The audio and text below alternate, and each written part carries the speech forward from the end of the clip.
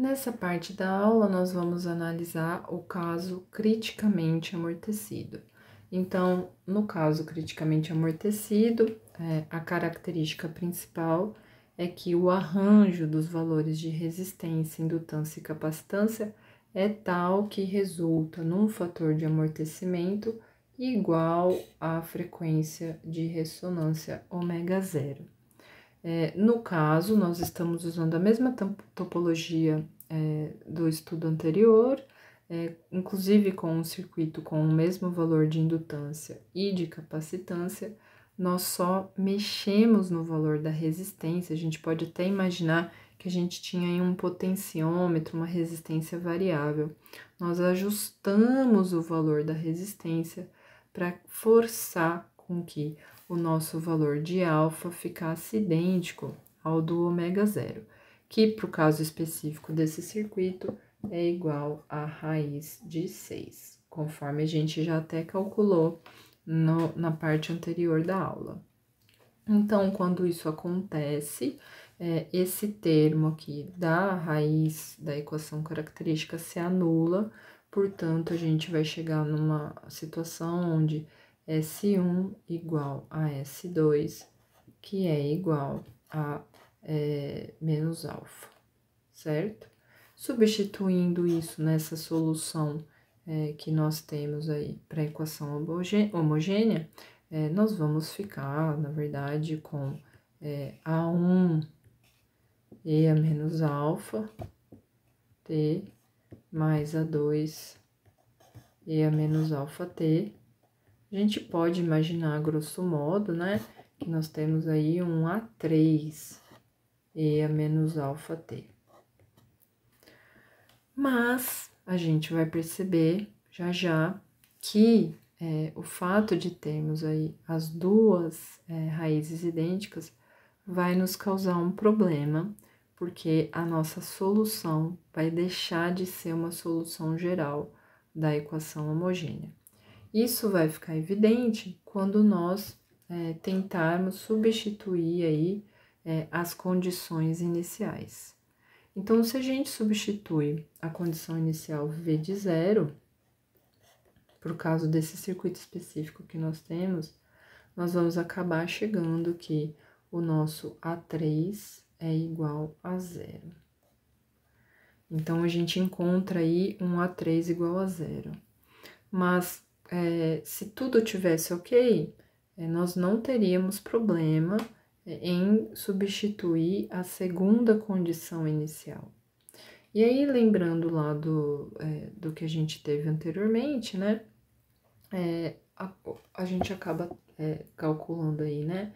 O dV dt para o tempo t igual a zero, que no nosso caso aqui, né?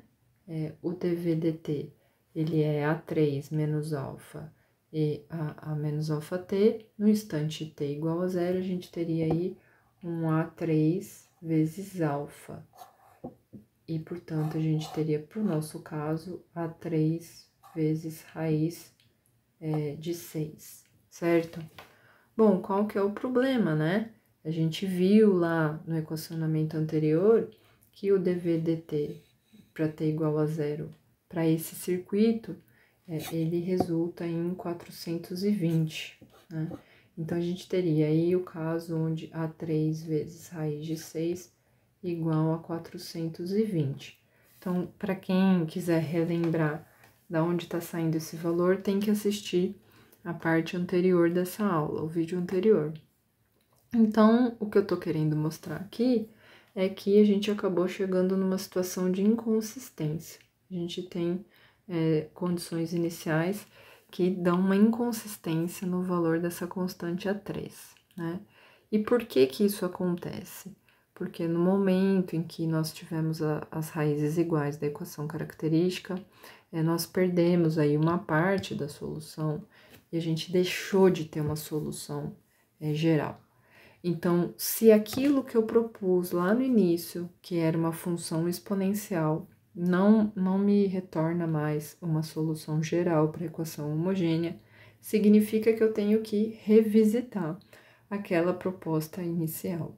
Então, significa que eu vou ter que encontrar alguma outra solução para essa equação diferencial, que somada a essa solução exponencial, possa funcionar como uma solução geral pelo princípio da superposição.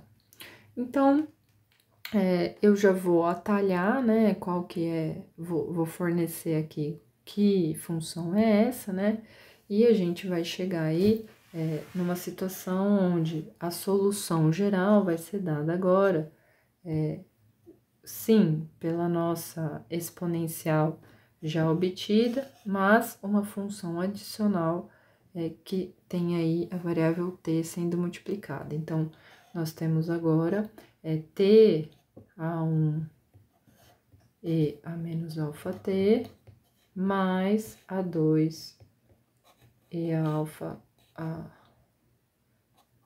menos alfa t, no caso, né? Então, eu tô adicionando aqui uma parcela que tem esse t multiplicando, né? Que também vai caracterizar uma solução da equação homogênea. Então, as duas parcelas somadas acabam formando uma solução geral. Nos livros textos, vocês vão encontrar aí os racionais para multiplicar esse t aqui, nesse segundo termo. Parte da motivação vem muito associada àquela discussão que a gente fez na aula de como encontrar uma solução para o circuito RC paralelo autônomo. Então, a gente refletiu lá sobre a questão de que nessas equações diferenciais a gente está sempre pensando em funções que, quando derivadas, elas guardam aí a própria definição da função, né? E num curso de cálculo diferencial, acaba se deduzindo essa solução geral de maneira analítica também, né? Então, por hora, o grande resumo que eu quero fazer para vocês, que vocês têm que guardar, é que para os casos de circuitos criticamente amortecidos, a gente não pode mais assumir a solução geral tradicional, até porque a gente não vai conseguir ter a somatória de duas exponenciais, né?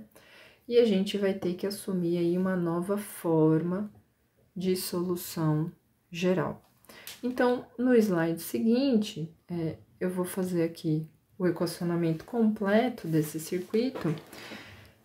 Vou começar, então, recapitulando novamente. Então, estamos falando de um circuito criticamente amortecido, portanto, o alfa é igual a ômega zero. Portanto, as raízes da equação característica são idênticas. E nós acabamos de ver que a solução inicialmente proposta, ela não é suficiente. Ela deu uma inconsistência com as condições iniciais.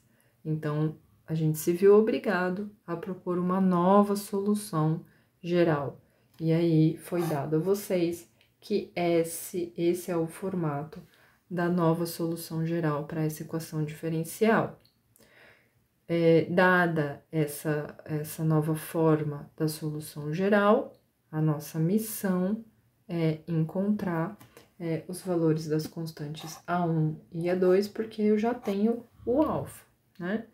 Então, simplesmente reescrevendo essa função, essa nova solução geral, para esse circuito em específico, a gente obtém aí, pela distributiva, né? A1 vezes t, vezes exponencial elevado a menos raiz de 6t, mais A2 vezes exponencial elevado a menos raiz de 6t. Agora, então, a gente parte para a aplicação das condições iniciais. Primeira condição inicial que nós vamos aplicar é o v de zero igual a zero, né? Então, estamos falando dessa condição aqui. Quando aplicamos essa equação, essa condição inicial, o que a gente vai obter, né? Quando t igual a zero, esse termo fica nulo, esse termo aqui fica unitário, e, portanto, a gente vai ter só o A2 aí. Então, ao aplicar a condição inicial V de zero igual a zero, a gente tem que A2 é igual a zero. A2 é igual a zero, a gente já pode, inclusive, começar a ignorar esse termo aqui da solução final. A gente foca agora só nesse termo. Agora, a gente vai ter que olhar aí para a segunda condição inicial que foi dada, e a gente vai seguir mais ou menos o mesmo raciocínio que foi feito para o caso subamortecido, né? Então, primeiramente, a gente vai olhar lá para o dv/dt, né? Então, o dv/dt aqui, para obtermos a derivada dessa função, a gente vai aplicar a regra da cadeia, e, portanto, nós temos primeiro A1 vezes t e a derivada da exponencial, mais A1, a derivada do t, que é 1, vezes a exponencial. No instante t igual a zero, a gente tem que isso aqui é unitário, isso aqui acaba desaparecendo, todo esse termo desaparece, e a gente tem, então, que dv/dt para o tempo t igual a zero é igual a 1. Do que a gente já fez análise para o caso subamortecido, a gente tem que o dv/dt para o tempo t igual a zero é a corrente do capacitor no instante zero sobre capacitância. Para esse circuito específico, a corrente da capacitância é a somatória da corrente da resistência mais a corrente da indutância, tudo isso no tempo t igual a zero. Para a resistência, nós temos aí V de zero sobre R, portanto, zero, a gente tem que esse termo é nulo, e a gente fica, então, da mesma maneira como a gente já tinha obtido anteriormente, que nós obtemos aí 10 sobre 400, 1 sobre 42, né? Que vai ser igual a 420. Portanto, a gente obtém que o A1 é igual a 420. Tudo isso substituído na equação final, né? Nós vamos ter que o V de t é dado por 420, que é o A1 que nós encontramos, vezes t, vezes e elevado a menos alfa, então aqui é o valor numérico para raiz de 6, vezes t. Cadê a segunda parcela da exponencial? Sumiu quando a gente descobriu que o A2 era igual a zero. Então, agora a gente plota graficamente essa função e a gente obtém um comportamento físico que a gente chama de criticamente amortecido. Ele não é tão diferente assim na sua forma em relação ao subamortecido, mas se a gente for comparar principalmente o valor do pico aqui, a gente vai ver que esse pico ele é ligeiramente maior do que no caso subamortecido, né? Então, esse pico, ele alcança uma amplitude maior e depois, da mesma maneira como o outro, ele vai se esvanecendo. Então, fica a dica também que a partir de agora, vocês sempre tentem esboçar, eventualmente com o auxílio de alguma ferramenta computacional, esse gráfico que mostra o comportamento do circuito em função do tempo.